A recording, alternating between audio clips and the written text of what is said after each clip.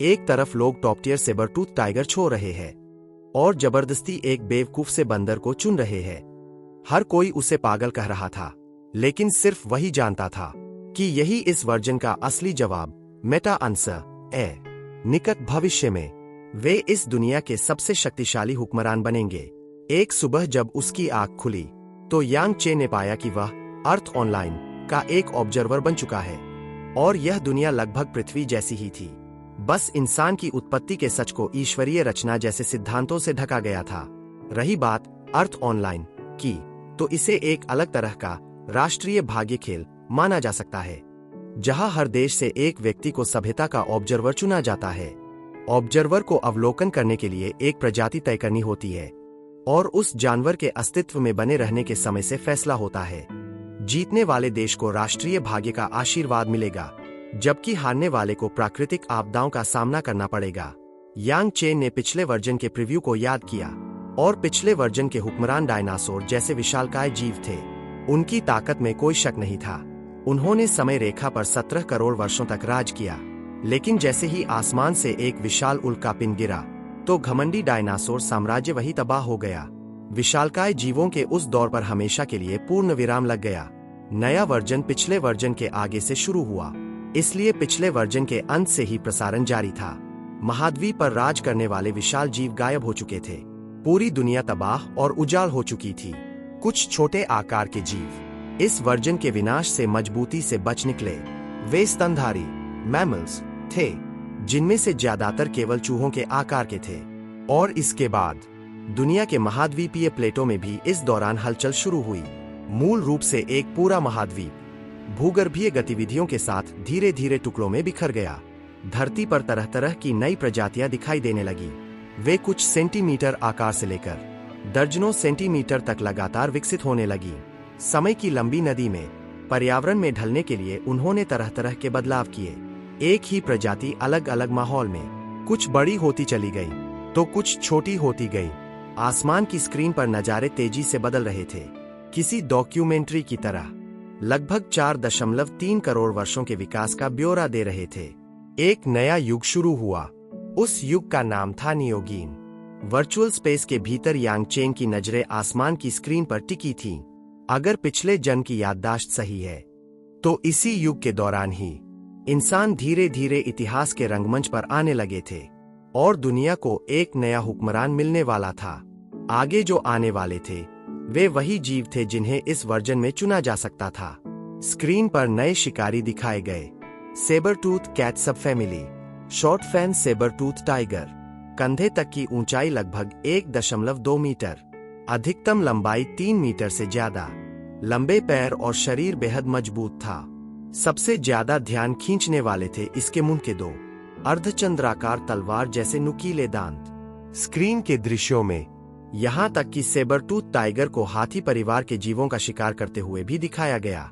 इतने विशालकाय जीवों के शिकार का दृश्य, जिसने एक ही पल में हर किसी को हैरान कर दिया।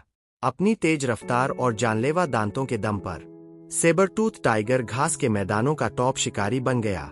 हालांकि सेबरटूथ टाइगर का आकार बहुत बड़ा नहीं था, लेकिन फिर भी वह इस समय के सबसे बड़े जीवों का शिकार कर सकता था। यह साबित करने के लिए काफी था कि इकोसिस्टम में इसका क्या स्थान था। शायद यह सबसे ऊपरी पायदान पर मौजूद जीवों में से एक था। आसमान की स्क्रीन सिर्फ चीन ही नहीं देख सकता था, बल्कि बाकी देशों के लोग भी इसे देख पा रहे थे। स्क्रीन पर सेबरटूथ टाइगर का हाथियों का शिकार करने का दृश्य, शायद सेबरटूथ प्रजाति भी डायनासोर की तरह ही इस नए वर्जन का असली जवाब बनने वाली थी। भालू परिवार। इस नए युग के भालू परिवार का प्रतिनिधि था उर्सुस, जंगल के भीतर रहने वाला। शरीर की लंबाई लगभग 1 मीटर, लंबे पैर, जो पौधे, कीड़े मकोड़े और छोटे स्तनधारियों को खाता था। विशालकाय लकड़बग्घा, जिसकी बनावट आधुनिक चित्तीदार लकड़बग्घे जैसी थी, लेकिन वजन हैरान करने वाले 400 किलोग्राम तक पहुंच गया था, जो आधुनिक लकड़बग्घे से 4 गुना बड़ा था। यह भी बड़े स्तनधारी जीवों का शिकार करके जीता था। इसके अलावा पानी के भीतर पुरुसोरस मगरमच्छ मौजूद था, जिसकी लंबाई 11 मीटर से अधिक और वजन 6 टन से ज्यादा था। जमीनी जीवों में इसके पास सबसे ताकतवर काटने की क्षमता थी, जो इकोसिस्टम का टॉप शिकारी था। इस प्रजाति ने भी सभी देशों का ध्यान खींचा। इतने जटिल माहौल में जो जीव इकोसिस्टम के शिखर पर पहुंच सके, उन्हें कम नहीं माना जा सकता था। वे दुनिया के हुक्मरान बनने की दौड़ के दावेदार थे। अर्जेंटीना गरुड़, आसमान का राजा, खड़े होने पर ऊंचाई 2 मीटर से अधिक, पंखों का फैलाव 5 से 7 मीटर तक हो सकता था, बिल्कुल एक छोटे विमान की तरह। लेकिन जिन लोगों ने टेरोसोर को देखा था, उनके लिए इसका आकार बहुत बड़ा नहीं लग रहा था। समंदर का असली विशालकाय जीव मेगालोडोन सामने आया, जिसकी लंबाई 20 मीटर से ज्यादा और वजन 90 टन से ज्यादा था।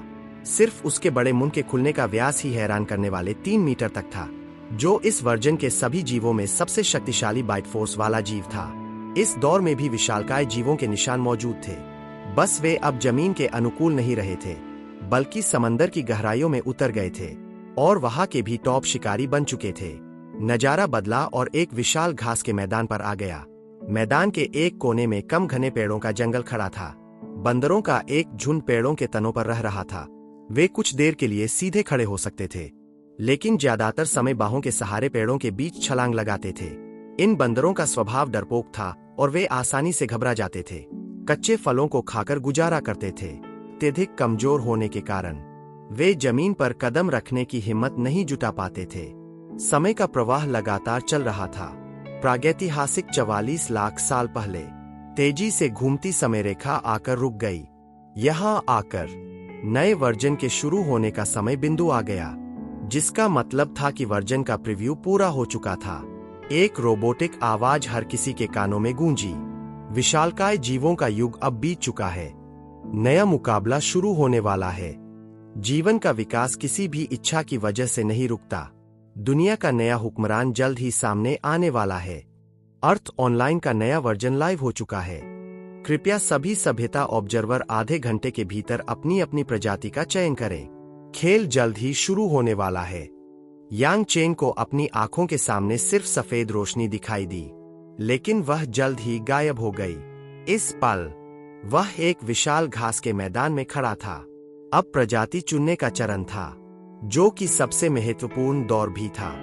वह इस समय एक बेहद अजीब अवस्था में प्रवेश कर चुका था, मानो वह स्वयं सृष्टि का रचयिता हो, जहां सिर्फ एक सोच मात्र से वह इस दुनिया की हर जीव प्रजाति का डेटा निकालकर पढ़ सकता था। यांग चेन की उंगलियां हवा में तैरने लगी। उसका लक्ष्य पूरी तरह स्पष्ट था। उसकी नजर आर्डिपिथेकस के कार्ड पर आकर टिक गई। इस दुनिया में ऐसी कोई प्रजाति नहीं थी जिसमें भयानक सीधे चलने वाले इंसान से ज्यादा विकास की क्षमता हो। यांग चेन बिना किसी जल्दबाजी के आर्डिपिथेकस के आंकड़े देखने लगा। आर्डिपिथेकस 3 स्टार, ताकत, दौड़ने की गति 2 स्टार, तंत्रिका प्रतिक्रिया 3 स्टार, सहन शक्ति 4 स्टार, बुद्धिमत्ता 5 स्टार, ऊर्जा खपत 6 स्टार। आर्डिपिथेकस के सभी आंकड़े कमजोरी दिखा रहे थे। सिर्फ बुद्धिमत्ता थोड़ी बेहतर थी, लेकिन ऊर्जा की खपत डरावने 6 स्टार तक पहुंच गई थी। यानी जीवन बनाए रखने के लिए बहुत ज्यादा ऊर्जा की जरूरत थी, जो प्रकृति में जीवित रहने की बेहद कम संभावना का प्रतीक था। बाकी जानवरों को देखा जाए तो आर्डिपिथेकस से कई गुना बड़े जीवों में भी इतनी ज्यादा ऊर्जा खपत नहीं थी। इस दुनिया में यांग चेन के अलावा कोई भी इस पर दोबारा नजर नहीं डालता। यांग चेन लगातार आर्डिपिथेकस का डेटा क्यों देख रहा है? रिसर्च टीम की तरफ प्रोफेसर किन यांग चेन की लाइव स्ट्रीम देखकर लगातार भवें सिकोड़ रहे थे। आर्डिपिथेकस के आंकड़ों में प्रोफेसर किन को सच में कुछ भी खास नजर नहीं आ रहा था। ऊर्जा खपत खास है। यह क्या बात हुई? क्या यह कमजोरी को बढ़ा चढ़ाकर दिखाना नहीं है? इसलिए इस समय यांग चेन को देखकर प्रोफेसर किन भी थोड़े चिंतित होने लगे। लेकिन यांग चेन ने ज्यादा देर तक नहीं देखा। वह जल्द ही अन्य जीवों का डेटा देखने लगा। इससे प्रोफेसर किन ने राहत की सांस ली। यांग चेन को कोई जल्दी नहीं लग रही थी। उसने लगभग दर्जनों जीवों के आंकड़े देखे। वह वास्तव में विरोधी और स्थिति को समझ रहा था। जैसा कि कहते हैं, खुद को और दुश्मन को जानो तो हर जंग जीतो। वैसे भी कोई भी आर्डिपिथेकस जैसी कचरा प्रजाति को छीनने नहीं वाला था। दर्जनों जीवों के आंकड़े देखने के बाद आखिरकार यांग चेन ने कदम बढ़ाया। उसका लक्ष्य साफ था। उसने सीधे आर्डीपिथेकस के निवास स्थान पर टेलीपोर्ट चुन लिया। थोड़ी दूर पर अमेरिका का डेविड, रूस की नताशा और जापान का यामागावा जैसे लोग सेबरटूथ टाइगर के इलाके में जमा थे। यांग चेन के आने की आहट ने उनका ध्यान खींचा। चीन के निवासी यामागावा ने आंखें छोटी करके देखा। मेरे दोस्त, क्या तुम भी सेबरटूथ टाइगर के चुनाव के लिए लड़ने आए हो? नताशा ने पूछा। चाइनीज, क्या तुम भी मुकाबला करने आए हो? डेविड सतर्क हो गया। यांग चेन ने हाथ हिलाया। यह तुम लोग ही आपस में तय कर लो। मेरा लक्ष्य पहले से तय है। इतना कहकर अब मैं तुम्हें परेशान नहीं करूंगा। सबकी हैरानी की परवाह किए बिना वह सीधे सेबरटूथ टाइगर के इलाके से गुजर गया। जल्द ही यांग चेन एक बड़े पेड़ के नीचे पहुंचा। चीन के सभ्यता ऑब्जर्वर ने प्रजाति की पुष्टि की। आर्डीपिथेकस। चीन के ऑब्जर्वर यांग चेन ने अपने लक्ष्य की पुष्टि कर दी है। आर्डीपिथेकस। अर्थ ऑनलाइन विशेष रिसर्च टीम के कमरे में प्रोफेसर किन के हाथ से चाय का कप मजबूत फर्श पर गिर पड़ा। उसने अवलोकन के लिए आर्डीपिथेकस को चुना। क्या उससे गलती से क्लिक हो गया? सबने एक दूसरे की तरफ देखा और ठंडी सांस भरी। मुख्य लाइव स्ट्रीम चैट में अनगिनत चीनी यूजर्स ने क्वेश्चन मार्क झड़ी लगा दी। बाकी देशों के लोग ठहाके लगाकर हंसने लगे। क्या चीन वाले मजाक कर रहे हैं? उन्होंने एक बेकार जीव को चुन लिया। कुछ गुस्से से भरे लोग यांग चेन के पर्सनल लाइव रूम में खरी खोटी सुनाने और गालियां देने लगे। लेकिन यांग चेन को इस सब का कोई अंदाजा नहीं था। वे अपना गुस्सा निकाल रहे थे। सभी सभ्यता ऑब्जर्वर्स की प्रजातियां लॉक कर दी गई है। अर्थ ऑनलाइन का नया वर्जन आधिकारिक तौर पर खुल चुका है। कृपया सभी ऑब्जर्वर अपना रिकॉर्ड तैयार रखें। खेल शुरू होता है। ऑब्जर्वर के रूप में उनका काम बस अवलोकन करना और रिकॉर्ड रखना था और जरूरत पड़ने पर अपने 3 हस्तक्षेप के मौकों का इस्तेमाल करना था। विकास की प्रक्रिया बहुत लंबी होती है। एक वर्जन में लाखों साल लग सकते हैं, यहां तक कि दसियों लाख साल भी। लोग स्वाभाविक रूप से शुरू से अंत तक लगातार नहीं देख सकते थे, इसलिए दोहराव वाली समय रेखाओं को छोटा कर दिया जाता था। यांग चेन के व्यक्तिगत लाइव रूम में चीन के अनगिनत दर्शक लगभग निराश हो चुके थे, सिर्फ पेड़ों पर छलांग लगाने वाले बंदर से भला क्या उम्मीद की जा सकती है? वैसे भी अब पेड़ कम होते जा रहे हैं। छलांग लगाने के लिए जगह भी नहीं बचेगी। दूसरे शब्दों में, आर्डीपिथेकस विलुप्ति के कगार पर पहुंच चुका था। यह तो बिल्कुल नरक जैसी शुरुआत थी। स्क्रीन एक अकेले बंदर पर जाकर ठहर गई, जो वही बंदर था जिसे यांग चेन ने बाइंड किया था। इस समय वह टहनियों के बीच छिपा हुआ था और सतर्क नजरों से आसपास देख रहा था। इस छोटे बंदर ने 2 दिनों से कुछ नहीं खाया था। वह टहनी पर खड़ा था और 100 मीटर दूर दूसरे जंगल को देख रहा था। आज सुबह ही एक बूढ़ा बंदर भूख से तड़पकर मर गया था, जो पेड़ से नीचे गिर गया था और कुछ ही मिनटों में झाड़ियों से निकले सेबरटूथ टाइगर का शिकार बन गया।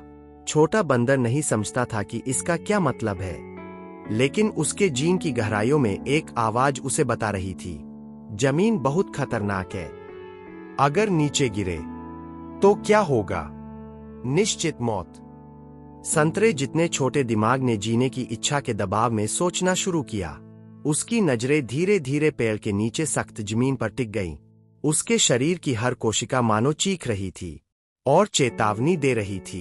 इसलिए वह पीछे हट गया और पीछे मौजूद ज्यादा मोटी और ऊंची टहनी पर दुबककर बैठ गया, मानो इससे उसके मन का डर कुछ कम हो जाएगा। लाइव चैट रूम में निराशा भरे कमेंट्स और बढ़ गए। यह तो मरने का इंतजार करने जैसा ही है। बहुत कमजोर है, बहुत कमजोर। यांग चेन नाम का वह बंदा आखिर कर क्या रहा है?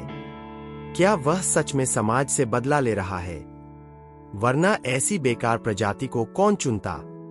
लेकिन दर्शकों की निराशा और चीख पुकार से परे, यांग चेन इस समय पूरे ध्यान से अपने सामने की स्क्रीन को देख रहा था। वह समझ चुका था कि एक ऐतिहासिक पल घटने वाला है। कभी कभी एक छोटा सा कदम, कभी कभी पूरे इकोसिस्टम का ढांचा बदल सकता है। भूख लगातार उस छोटे बंदर के इरादे को तोड़ रही थी। यह एक ऐसा दर्द था जो मौत से भी बढ़कर था। वह पूरी तरह सोच नहीं पा रहा था। उसके भीतर केवल दो भावनाएं लड़ रही थी, भूख और डर। पेड़ों ने बंदरों को रहने की जगह दी थी, इसलिए उन्होंने अपने हाथों का इस्तेमाल करके लाखों सालों तक टहनियों पर छलांग लगाई थी। लेकिन आज दौर बदल चुका था। पेड़ अब बंदरों को सुरक्षा नहीं दे पा रहे थे। अगर जिंदा रहना था तो आखिरकार भूख ने डर पर जीत हासिल की, और हाथ छोड़ना ही अकेला रास्ता था। उसने दोनों हाथों से टहनी को पकड़ा, अपने पूरे शरीर को टहनी के नीचे लटकाया और झटके से हाथ छोड़ दिए। इस अनोखे कदम ने ध्यान खींचा दूसरे पेड़ों पर बैठे बंदरों का। यह छोटा बंदर क्या करने जा रहा है? सब उत्सुकता से उसे देख रहे थे। जब तक उन्होंने देखा कि छोटे बंदर ने हाथ छोड़ दिया, वह पेड़ से छलांग लगाकर जमीन पर आ गिरा और उसकी हथेली जैसे पैरों ने सख्त जमीन को छू लिया। चाहे डर कितना भी क्यों न हो, डर एक बार फिर लहरों की तरह उमड़ आया। उसने घबराकर चारों ओर देखा, मानो अगले ही पल कोई संकट आने वाला हो। बिना किसी देरी की परवाह किए जीने की उस बुनियादी प्रवृत्ति ने उसे प्रेरित किया। वह अपने दोनों हाथों और पैरों को जमीन पर टिकाकर कूदने और भागने लगा। 100 मीटर दूर मौजूद दूसरे जंगल की ओर भागने लगा। अचानक उसे महसूस हुआ कि जैसे कोई तीखी नजर उस पर टिकी हुई है, इसलिए उसने बिना झिझक हाथों का सहारा छोड़ दिया। उसकी झुकी हुई कमर धीरे धीरे सीधी होने लगी। उसकी दुबली पतली टांगे तेजी से आगे कदम बढ़ाने लगी। उसके कदम बड़े होते चले गए, उसका शरीर और सीधा होता चला गया। रेंगने और कूदने से वह धीरे धीरे सीधा चलने लगा। दूर का जंगल उसकी आंखों के सामने करीब आता गया। यह सब बहुत ही कम समय में हुआ, इतना कम कि छोटे बंदर को इसका एहसास तक नहीं हुआ। जल्द ही उसे पेड़ों पर रसीले और स्वादिष्ट फल लटके हुए दिखाई दिए। फिर एक लंबी छलांग लगाकर वह एक नई दुनिया में पहुंच गया। दूसरी तरफ विरले जंगल में कई भूखे बंदर पहले ही जंगल के किनारे पर कूद चुके थे। उन्होंने अभी अभी अपनी आंखों से देखा था कि क्या हुआ था।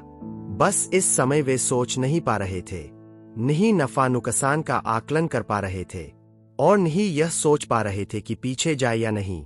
छोटे बंदर के इस कदम ने मानो एक नए व्यवहार की शुरुआत कर दी थी। इसलिए दूसरे बंदर ने भी भूख की स्वाभाविक प्रवृत्ति का पालन किया। उसे जिंदा रहना था। इसके बाद एक एक करके बंदर नीचे कूदने लगे। ढेर सारे बंदरों का जमीन पर कूदकर दूर भागने का शोर आखिरकार शिकारियों का ध्यान खींच ही लाया। एक शॉर्टफैन सेबरटूथ टाइगर चुपके से करीब आया। उसका लक्ष्य एकदम साफ था, बिजली की सी तेजी से। उसने सीधे आगे भाग रहे एक बंदर को दबोच लिया। बंदर के पास उस विशाल जीव के हमले से छूटने की बिल्कुल ताकत नहीं थी। उसका छोटा सा शरीर जमीन पर ही कुचलकर दम तोड़ गया। हालांकि वह जी जान से छटपटा रहा था, लेकिन सब बेकार था।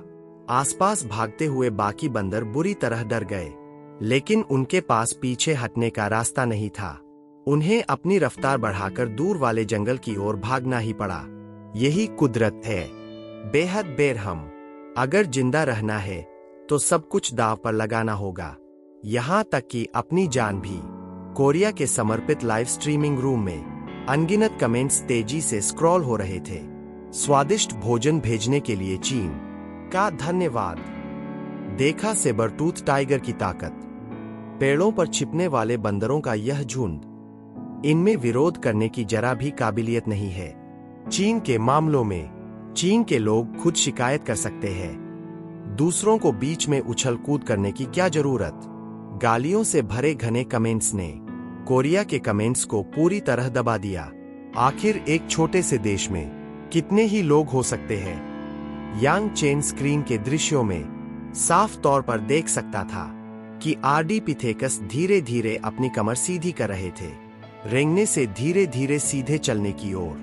यह एक बेहद महत्वपूर्ण मोड़ था, यहां तक कि आग पर काबू पाने और बुद्धिमत्ता के विकास से भी ज्यादा महत्वपूर्ण। हाथ अब चलने और भागने के काम में नहीं आ रहे थे, इसलिए वे धीरे धीरे और अधिक कुशल और बारीक कामों के लायक बनते जा रहे थे। इन बुनियादी परिस्थितियों के बनने के बाद ही हाथ औजार बना सकते हैं, औजारों का इस्तेमाल कर सकते हैं। और यहाँ तक कि खुद आग भी जला सकते हैं।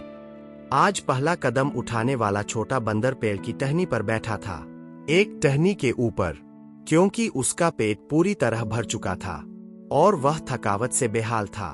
मानो केवल बैठने की यह मुद्रा ही उसके दर्द को थोड़ा कम कर सकती थी। इसलिए वह बिना कुछ किए बस वही बैठा रहा, बिना किसी लक्ष्य के। उसकी खाली आंखें पलके झपका रही थीं। उसके पतले बाल हवा के झोंकों के साथ कांप रहे थे।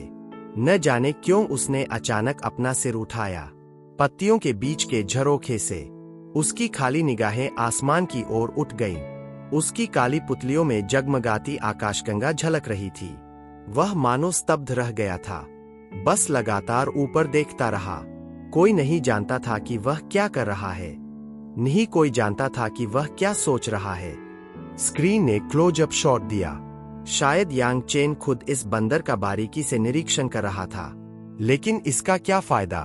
अर्थ ऑनलाइन स्पेशल रिसर्च टीम के भीतर कई शोधकर्ता स्क्रीन के दृश्यों को देख रहे थे। इस समय कैमरा छोटे बंदर के आसमान को निहारने के दृश्य पर टिका हुआ था। भविष्य में उसकी आने वाली पीढ़ियां शायद अनजाने में ही सही इसी तरह पूरे आसमान में फैले तारों की ओर देखेंगी। जीन की गहराइयों से जिज्ञासा की यह भावना एक स्वाभाविक प्रवृत्ति की तरह उमड़ पड़ेगी, एक पीढ़ी से दूसरी पीढ़ी तक। लाखों सालों बाद, लाखों सालों से चला आ रहा यह सवाल आखिरकार अपना जवाब पा ही लेगा।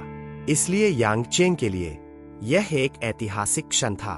उसके हाथ में पकड़ी नोटपैड पर यांग चेन के दिल की उत्सुकता और आश्चर्य लिखा था, लेकिन कोई भी इसे समझ नहीं पा रहा था। स्क्रीन पर समय की गति एक बार फिर तेज हो गई। जब से पहली बार जमीन पर कदम रखकर नया भोजन खोजा गया था और अपने झुंड को जीवित रखने में सफलता मिली थी, तब से यह व्यवहार पीढ़ी दर पीढ़ी आगे बढ़ता चला गया। जब इस जंगल के फल फिर से खत्म हो गए, तो आर्डिपिथेकस के पास नए विकल्प मौजूद थे। भले ही खतरे हर कदम पर थे, यहाँ तक कि इस पूरे सफर में पूरा आर्डिपिथेकस समुदाय लगभग हर तरह के शीर्ष शिकारियों द्वारा शिकार किए जाने वाले माहौल में जीवित रहा। फिर भी वे मजबूती से टिके रहे। इसमें सबसे बड़ा योगदान था हाथों के सहारे चलना छोड़ना और सीधे दो पैरों पर चलने की खूबी को अपनाना। सीधे खड़े होकर चलने में चार पैरों से चलने के मुकाबले एक चौथाई ऊर्जा ही खर्च होती है। इसका मतलब था जो ऊर्जा खपत पहले 6 स्टार थी, वह घटकर 1 स्टार कम हो गई और 5 स्टार रह गई। हालांकि ऊर्जा खपत अब भी ज्यादा थी, लेकिन पहले से कहीं बेहतर थी। आर्डिपिथेकस इस वर्जन के किसी भी खूंखार जानवर का मुकाबला नहीं कर सकते थे। फिर भी वे जीवित बचे रहे और यहाँ तक कि वे फलने फूलने और बढ़ने लगे। स्क्रीन एक मादा आर्डिपिथेकस पर जाकर रुक गई। उसका पेट फूला हुआ था, एक नया जीवन आकार ले रहा था। पूरे समुदाय के लिए यह एक नया जन्म था और वंश को आगे बढ़ाने की उम्मीद भी। सभी की निगाहों के सामने एक नए आर्डिपिथेकस का जन्म हुआ। हालांकि इसी चरण में सीधे चलने का एक बड़ा नुकसान सामने आया। लाइव स्ट्रीम में चीन के दर्शक, जिन्हें अभी भी थोड़ी उम्मीद दिखी थी, अगले ही पल उनकी भवें तन गई। यहाँ तक कि प्रोफेसर किन भी इस जानलेवा कमी को समझ गए। यहाँ तक कि यह कहना अतिशयोक्ति नहीं होगा कि यह कमी पूरी आर्डिपिथेकस प्रजाति को विलुप्ति की राह पर धकेल सकती थी। वह यह था कि सीधे चलने की कीमत आर्डिपिथेकस के पेल्विस, कूल्हे की हड्डी का संकरा होना था। पेल्विस के संकरा होने के बाद ज्यादातर स्तनधारियों की तरह बिना किसी परेशानी के बच्चे को जन्म देना असंभव था। कुदरत के ज्यादातर जीवों को देखें तो वे 4 पैरों पर रेंगते या चलते हैं, इसलिए उनके जन्म देने की प्रक्रिया में लगभग कोई तकलीफ नहीं होती। लेकिन स्क्रीन पर दिख रही मादा बंदर के साथ ऐसा बिल्कुल नहीं था। इस दौरान का एक एक पल बेहद खतरनाक और जानलेवा था। एक छोटी सी चूक और मादा बंदर के साथ साथ बच्चे की जान भी जा सकती थी। जन्म देने का यह कठिन स्तर बिल्कुल नरक जैसा था। प्रागैतिहासिक खूंखार जीवों के दौर में भला कौन सी प्रजाति इतने कठिन जन्म जोखिम के बावजूद अपने कुनबे को बढ़ा सकती थी। स्क्रीन पर देखते हुए किस्मत से जिसत से मादा बंदर ने बच्चे को जन्म दे ही दिया, लेकिन नया जन्मा छोटा बंदर बेहद कमजोर था। थोड़ा हिलना डुलना भी उसके लिए नामुमकिन था और मादा बंदर की भी बच्चे को जन्म देने में अधिकांश शारीरिक ताकत खत्म हो चुकी थी। माँ और बच्चा दोनों ही रक्षा करने में पूरी तरह असमर्थ थे। यह देखकर प्रोफेसर किन ने एक हल्की सी आह भरी। बिल्कुल वैसा ही हुआ जैसा मैंने सोचा था। सीधे चलने के कई नुकसान हैं। हम इंसानों के पास यह क्षमता इसलिए है क्योंकि इंसान उच्च विकसित जीव है। हमारे बच्चे समय से पहले पैदा होकर भी बच जाते हैं, लेकिन आर्डिपिथेकस के लिए यह स्थिति यकीनन जानलेवा है। प्रोफेसर किन का विश्लेषण सुनकर अर्थ ऑनलाइन रिसर्च सेंटर में सन्नाटा छा गया। सब यही उम्मीद कर रहे थे कि इस गलती को जल्द सुधारा जाए। बगल में रूस की नताशा द्वारा चुनी गई सेबरटूथ हाथी प्रजाति भी बच्चे को जन्म दे रही थी, लेकिन वहां का माहौल बिल्कुल अलग था। वहां का बच्चा पैदा होते ही दौड़ने लगा था। भले ही उसके नुकीले दांत अभी पूरे न निकले हों, लेकिन कम से कम वह अपनी जान बचा सकता था। बाकी सभ्यता ऑब्जर्वर ने जो चुना था वह या तो तेज भागने वाले थे, या ताकतवर थे, या विशालकाय थे, या फिर इस वर्जन के सबसे मजबूत जीव थे। केवल चीन ने आर्डिपिथेकस को चुना था, जो शुरुआत से ही बेहद कमजोर लग रहा था, जिसे इस वर्जन का सबसे घटिया जीव कहना गलत नहीं होगा। यांग चेन को बाहर की चीख पुकार सुनाई नहीं दे रही थी। एक सभ्यता ऑब्जर्वर के रूप में उसके पास एक अलग और शांत स्थान था जहां कोई बाधा नहीं थी। यह ऑब्जर्वर की सुरक्षा का एक तरीका था, ताकि सब कुछ उसकी सोच के हिसाब से आगे बढ़ सके। मादा बंदर का शरीर इस समय बेहद कमजोर था। जन्म देने की प्रक्रिया ने उसकी सारी ताकत और पोषण निचोड़ लिया था। इस समय वह दूध की एक बूंद भी पैदा करने की स्थिति में नहीं थी। बिना भोजन के छोटा बच्चा जो खुद एक अविकसित भ्रूण जैसा था, बिना पोषण के एक दिन भी नहीं टिक सकता था। लेकिन मादा बंदर हिलने डुलने में भी असमर्थ थी। वह जमीन पर बैठी थी। उसकी खाली आंखों में पहली बार एक अजीब सी भावना दिखाई दी। उसने अनजाने में ही चारों ओर देखा। हालांकि बाकी बंदर अपने आप पास आकर इकट्ठा हो रहे थे, लेकिन वे मादा बंदर की मजबूरी नहीं समझ पा रहे थे। मादा बंदर की नजरें बाकी आर्डिपिथेकस पर घूमती रहीं, और आखिरकार एक तगड़े नर आर्डिपिथेकस पर जाकर टिक गईं। वह उस छोटे बंदर का पिता था। कुदरत में बच्चों को पालने की जिम्मेदारी आमतौर पर केवल मादा की होती है। ज्यादातर जानवरों का वंशवृद्धि चक्र एक मशीन की तरह होता है। नर अपने जीन देता है और काम पूरा होते ही चला जाता है। नियम के मुताबिक आर्डिपिथेकस में भी ऐसा ही होना चाहिए था, लेकिन उस लंबे और मजबूत नर आर्डिपिथेकस को शायद कुछ एहसास हुआ, इसलिए उसने कदम उठाया। जल्द ही उसने घनी झाड़ियों के बीच से कुछ समय पहले छिपाकर रखे 2 जंगली फल ढूंढ निकाले। फलों को अपनी छाती से लगाए वह मादा बंदर की ओर बढ़ने लगा। मादा बंदर ने उस लंबे नर आर्डिपिथेकस को पास आते देखा। फिर नर ने दोनों फल उसे दे दिए और कुछ अजीब सी आवाजें निकालने लगा, मानो आपस में बात कर रहे हो या कोई संदेश दे रहे हो। हैरानी की बात यह थी कि उस लंबे नर बंदर ने अपना खाना चले जाने पर जरा भी नाराजगी या विरोध नहीं जताया। वह बस देखता रहा और बीच बीच में अपना सिर हिलाता रहा।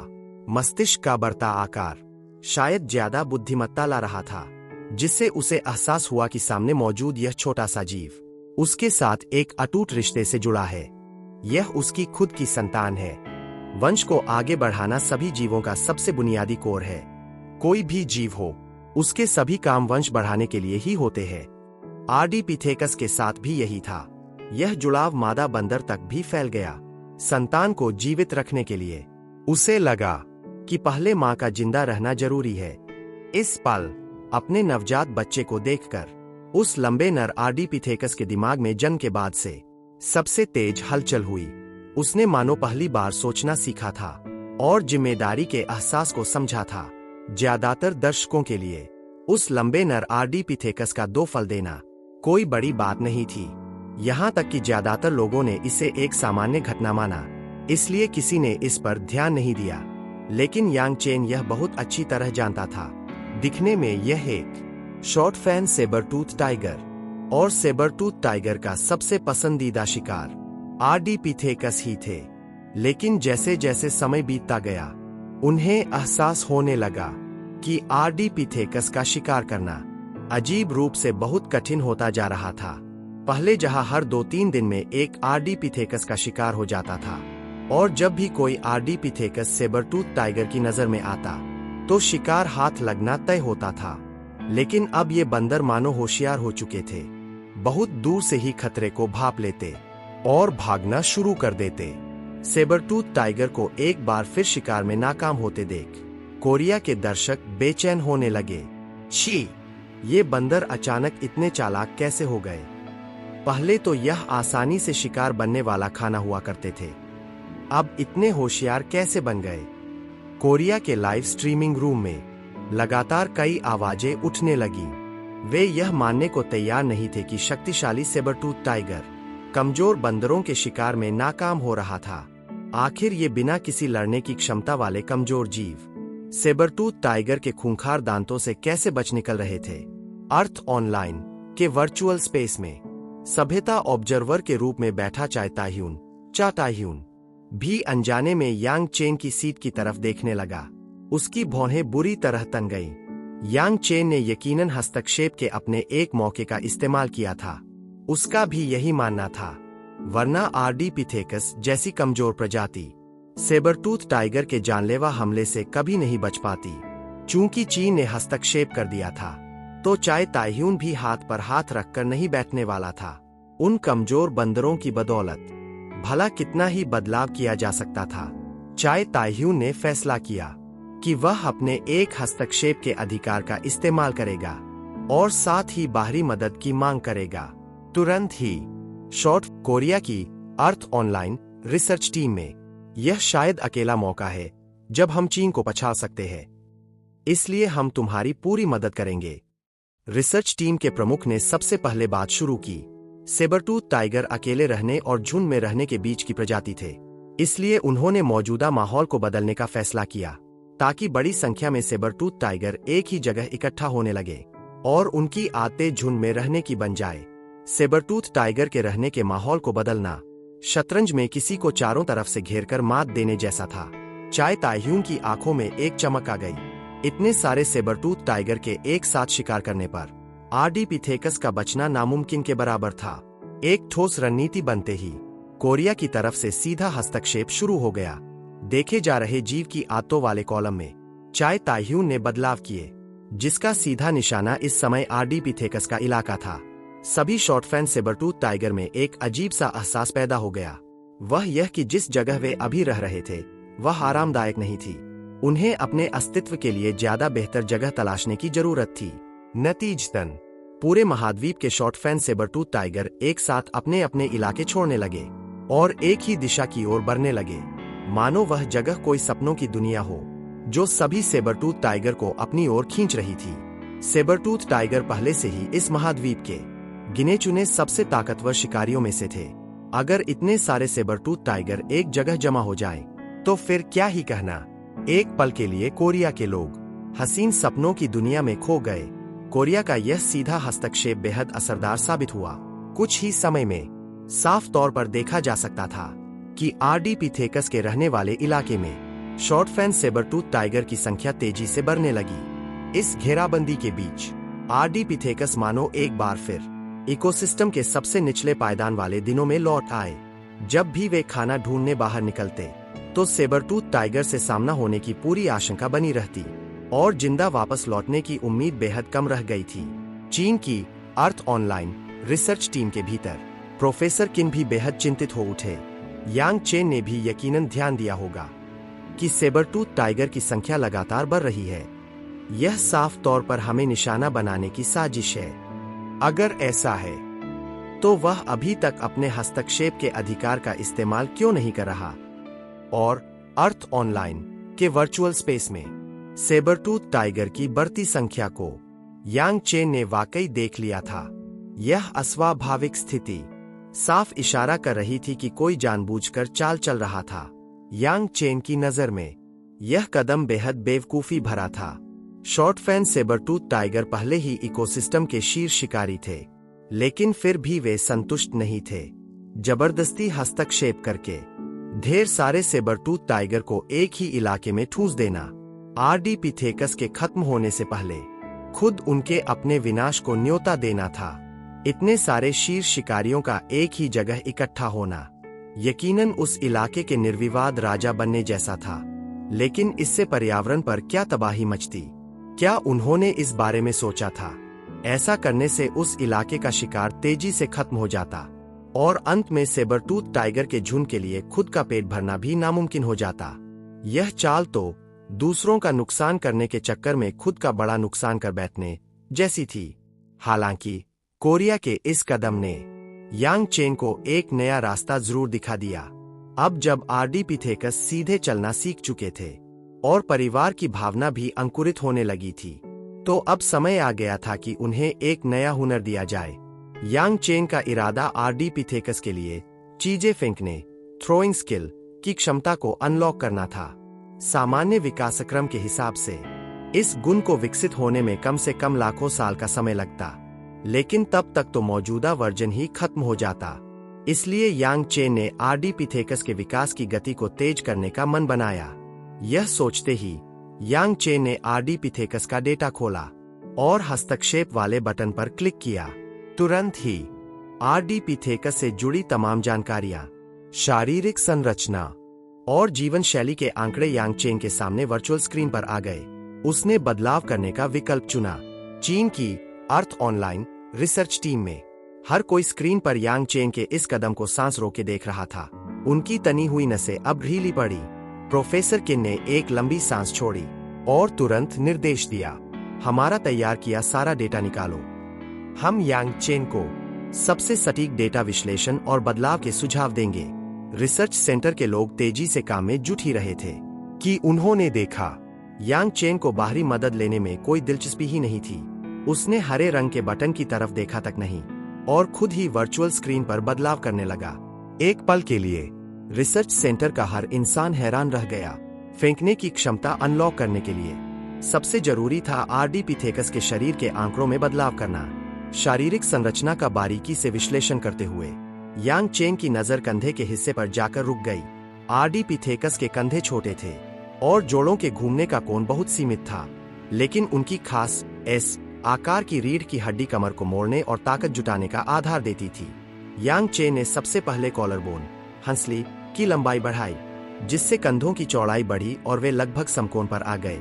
फिर कंधों को थोड़ा नीचे खिसकाया ताकि कंधे के जोड़ों के खुलने और घूमने का दायरा बढ़ सके। अंत में कंधे के आसपास के स्नायु बंधन लिगामेंट्स को मजबूत किया ताकि वे रबर बैंड की तरह खींचकर ताकत बटोर सके। एस आकार की रीढ़ की हड्डी के साथ मिलकर एक जैविक गुलेल बायोलॉजिकल स्लिंगशॉट बनकर तैयार हो गई। इस एक बदलाव ने आर्डिपिथेकस को एक अनोखा दूर से हमला करने वाला रेंज्ड शूटर बना दिया। उन्हें अब करीब से लड़ने के नियमों पर निर्भर रहने की जरूरत नहीं थी। वे दर्जनों मीटर दूर खड़े होकर पत्थरों से हमला कर सकते थे, जबकि बाकी जीवों को नुकसान पहुंचाने के लिए पास आना पड़ता था। जैसे ही यांगचेन का हस्तक्षेप पूरा हुआ, उसके द्वारा बदले गए शारीरिक आंकड़े तुरंत पूरे आर्डिपिथेकस समुदाय में लागू हो गए। हर एक आर्डिपिथेकस के शरीर में साफ बदलाव आने शुरू हो गए, मानो लाखों साल का विकास क्रम घटकर कुछ ही मिनटों में सिमट आया हो। कैमरा एक बच्चे को गोद में लिए मादा बंदर पर जाकर ठहर गया। वह एक हाथ से पूरी ताकत नहीं लगा पा रही थी। काफी देर तक दांतों से काटने की कोशिश के बावजूद फल छिल नहीं पा रहा था। भूख उसे तड़पा रही थी। मुंह तक आया स्वादिष्ट खाना खा पाना नामुमकिन लग रहा था। वह बेचैन हो उठी। अचानक उसकी आंखें घूमी। उसने जमीन पर पड़ा एक पत्थर देखा, मानो उसके दिमाग में कोई विचार कौंधा। उसने तुरंत हाथ का फल जमीन पर रखा और हिचकिचाते हुए वह पत्थर उठाया। हाथ को हवा में ऊंचा उठाया और फिर पूरी ताकत से नीचे दे मारा। एक चटकने की आवाज के साथ फल का कड़ा छिलका बड़ी आसानी से टूट गया। मादा बंदर की खुशी का ठिकाना न रहा। वह खुशी से चिल्ला उठी और बिना सब्र किए उस स्वादिष्ट फल को अपने मुंह में ठूसने लगी। उसकी यह हरकत बहुत ज्यादा खास नहीं थी, लेकिन सामने बैठे एक दूसरे बंदर का ध्यान इस पर चला गया। सामने बैठे बंदर ने अपने हाथ के फल को देखा, जिसे वह काफी देर से चबाने की कोशिश कर रहा था और बस एक दरार ही पड़ी थी। फिर उसने मादा बंदर के सामने जमीन पर टूटे पड़े फल को देखा। कुछ बंदर अजीब सी आवाजें निकालने लगे और मादा बंदर के पैरों के पास मौजूद उसी पत्थर की तरफ उंगली उठाने लगे। मादा बंदर समझ गई। उसने वह पत्थर उठाया और हमेशा की तरह उसे सामने वाले बंदर की तरफ फेंकने की तैयारी की। लेकिन इस बार फर्क यह था कि मादा बंदर के कंधे का दायरा बहुत ज्यादा खुल गया था। मादा बंदर को खुद भी इस बात का एहसास नहीं था। उसने पूरी ताकत से पत्थर सामने वाले बंदर की तरफ फेंक दिया। एक बहुत ही करारी आवाज आई। पत्थर सीधे सामने बैठे बंदर के माथे पर जा लगा। मादा बंदर ने अपनी 80% ताकत लगाई थी, क्योंकि आमतौर पर किसी चीज को फेंकने के लिए उन्हें बहुत ताकत लगानी पड़ती थी। लेकिन अब हालात बिल्कुल बदल चुके थे। बस इस एक वार ने सामने आराम से बैठे बंदर को चित कर दिया। इस जोरदार धमाके ने तुरंत दूसरे बंदरों का ध्यान खींच लिया। मादा बंदर भी थोड़ी भौचकी रह गई।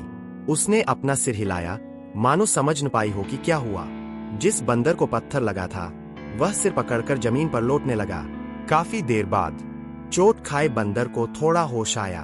उसकी नजर सीधे उस गुनहगार पत्थर पर जा टिकी जिसने उसे चोट पहुंचाई थी। उसने पत्थर उठाया, उसे दाएं बाएं घुमाकर देखा, मानो समझ ही न पा रहा हो कि इतने छोटे से पत्थर ने उसे इतना तेज दर्द कैसे दिया। काफी देर देखने के बाद भी जब कुछ समझ न आया तो उसने एक फैसला किया। उसने पत्थर को कसकर पकड़ा, मुड़ा और उसे एक तगड़े और विशालकाय बंदर की तरफ पूरी ताकत से फेंक दिया। और तुरंत ही एक दर्दनाक चीख के साथ वह विशालकाय बंदर भी जमीन पर गिर पड़ा। दोनों हाथों से सिर पकड़कर कराहने लगा। इस बंदर को मानो कोई नई दुनिया मिल गई थी। उसकी नजरें जमीन पर बिखरे बाकी पत्थरों पर जा टिकी। वह मानो यह आजमा कर देखना चाहता था कि क्या केवल उसी पत्थर में इतनी ताकत थी या फिर सारे पत्थर ही इतने असरदार थे। इसी बीच 3 सेबरटूथ टाइगर चुपके से पहाड़ी जंगल में दाखिल हो चुके थे। बाहर से ही उन्होंने अंदर की हलचल सुन ली थी और फिर एक एक कदम बढ़ाते हुए उस गुफा की ओर बढ़ने लगे जहां से आवाजें आ रही थीं। अंधेरी गुफा के भीतर से आने वाली आवाजें अब काफी कम हो चुकी थीं। मानो बंदर समझ गए हो कि रात के अंधेरे में ज्यादा शोर मचाना ठीक नहीं है। लेकिन अब बहुत देर हो चुकी थी। शिकारी सीधे दरवाजे तक पहुंच चुके थे। 3 खूंखार जीव, उनके चौड़े शरीरों ने गुफा के मुहाने को पूरी तरह बंद कर दिया था। वे बंदर मानो कटने के लिए तैयार भेड़ों का झुंड थे। दर्जनों बंदर गुफा के सबसे पिछले हिस्से में दुबक कर बैठ गए, चट्टान की दीवार से पीठ टिकाए हुए। लेकिन फिर भी उनके दिलों की धड़कनें शांत नहीं हो पा रही थीं। जिस बंदर ने सबसे पहले पत्थर फेंकने की खोज की थी, उसने इस समय अपने हाथ में एक मुट्ठी जितना बड़ा पत्थर कसकर भींच रखा था। वह भी बुरी तरह डरा हुआ था। लेकिन इस समय वह बंदरों के झुंड में सबसे बाहर की तरफ खड़ा था, क्योंकि वह अंदर घुसा ही नहीं पाया था। डर के मारे वह अपनी सांसें तक भूल चुका था। लेकिन पत्थर को भींचे उसका हाथ और कसता जा रहा था, यहां तक कि डर और दबाव से कांपने लगा था। इस पल उसने देखा कि वे तीनों शॉर्टफैन सेबरटूथ टाइगर पूरी रफ्तार से झपटे। उनकी रफ्तार इतनी तेज थी कि हवा में धुंधली परछाइयां बनने लगी थीं। पत्थर को कसकर भींचे खड़े उस बंदर को अब कोई आवाज सुनाई नहीं दे रही थी। न जाने क्यों उसने अपना मुंह खोला और एक बेहद बुलंद और तेज चीख निकाली।